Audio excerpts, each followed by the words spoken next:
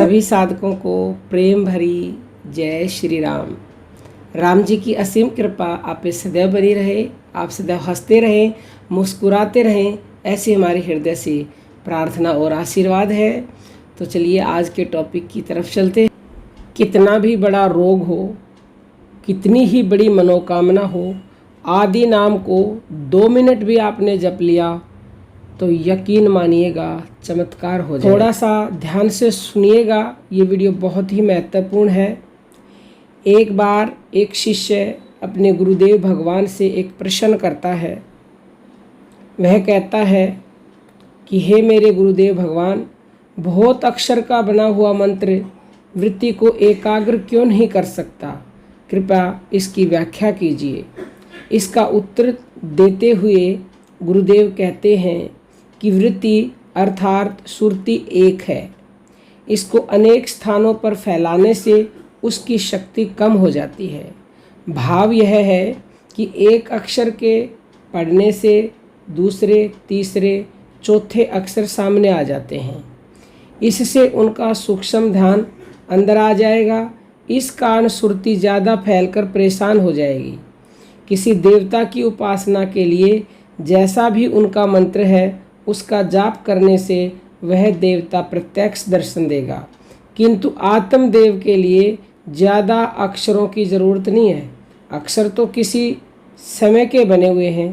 इन अक्षरों में भगवान की स्तुति लिखी पढ़ी जा सकती है।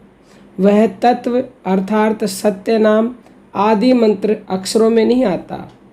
अधिक अक्षरों वाला मंत्र किसी समय रचा गया है। आदि मंत्र अक्षर होता हुआ भी निरअक्षर है और बिना जीव के जपा जा सकता है। मंत्र आदि है किंतु अक्षरों की रचना पीछे की गई है। भगवान की स्तुति अथवा सत्संग बोध के लिए उनकी रचना हुई है। इसलिए गुरु मंत्र को निरक्षर कहा गया है, जो स्वाभाविक आठों पैर अंदर हो रहा है। यह पूर्ण गुरु द्वारा ही प्रकट होता है। साधक यानी कि वो शिष्य फिर प्रश्न करता है कि भगवान, आपने कहा कि नाम पहले था और अक्षर पीछे बने हैं। यह ठीक है। जैसे किसी के घर बच्चा पैदा हो तो पहले उसका कोई प्रकट नाम नहीं होता, समय की विद्यानुसार उसका नाम रखा गया, उसका नाम अक्षरों में भी अंकित किया गया। क्या वे अक्षरों वाले नाम से बुलाने पर न बोलेगा? इसी तरह मेरे विचार में तो यह बात आती है कि ईश्वर को जिस नाम से पुकारें या जपें वह अवश्य बोलेगा और दर्शन देगा। तो गुरुदेव कहने लगे, बेशक आपका विचार ठीक है, परंतु ईश्वर का नाम मनुष्य नहीं रख सकता। जैसे भगवान के अवतारों के अलग अलग नाम थे, परंतु अवतारों के होते हुए भी सतनाम जुदा था, जिसे अवतारों ने भी गुरु सेवा करके प्राप्त किया, चाहे उन्होंने जगत रीति पूर्ण करने के लिए या मर्यादा स्थापित करने के लिए ही ऐसा क्यों न किया हो। यदि शरीर का नाम ही सतनाम होता तो गुरुजन उनको उनका ही नाम बताते और फिर एक अवतार के बाद दूसरे अवतार की जरूरत न रहती।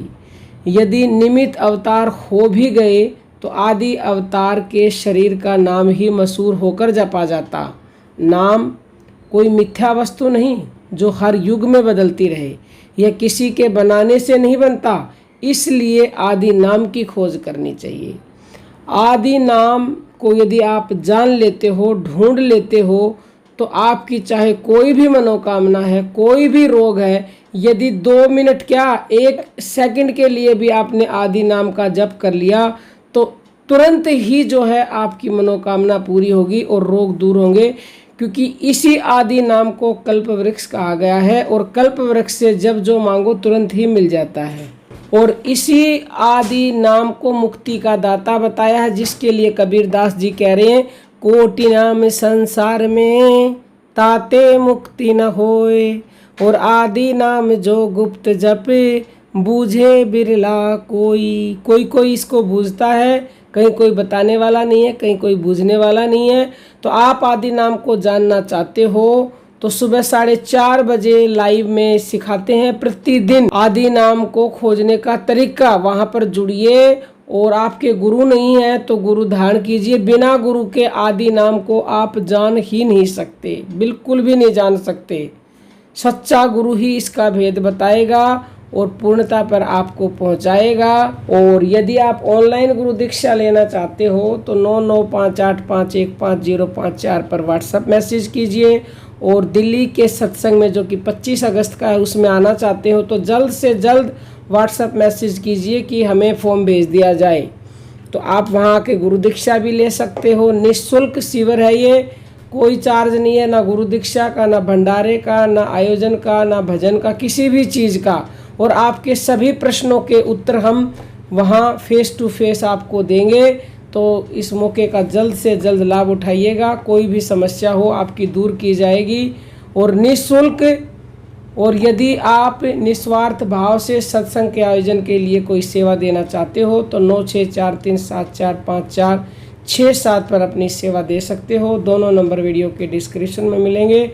अब हम अपनी वाणी को विराम देते हैं। सभी साधकों को प्रेम भरी जय जय श्री राम।